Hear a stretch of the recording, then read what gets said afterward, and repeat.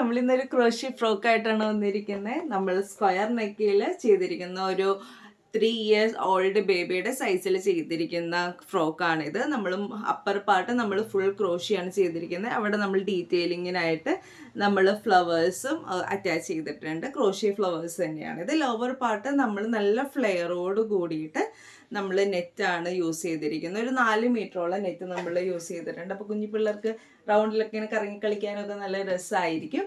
ഇനി നമ്മൾ ബാക്ക് പാർട്ടിൽ നമ്മളൊരു ടൈ അറ്റാച്ച് ചെയ്തിട്ടുണ്ട്. നമുക്ക് ഇത് 3 years സൈസിലാണ് ചെയ്തിരിക്കുന്നതെന്നുണ്ടെങ്കിലും ഇത് 2.5 years ബേബിക്കുള്ളതാണ്.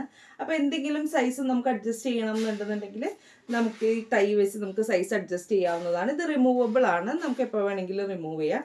ബാക്കിൽ നമ്മൾ ബട്ടൺസ് ആണ് കൊടുത്തിരിക്കുന്നത്. നല്ല സ്മൈലി ബട്ടൺസ് ആണ് നമ്മളിവിടെ കൊടുത്തിരിക്കുന്നത്. ഇനി ഇതിൻ്റെ കൂടെ തന്നെ നമ്മളൊരു ഹെയർ ബാൻഡും കൂടി കൊടുത്തിട്ടുണ്ട്.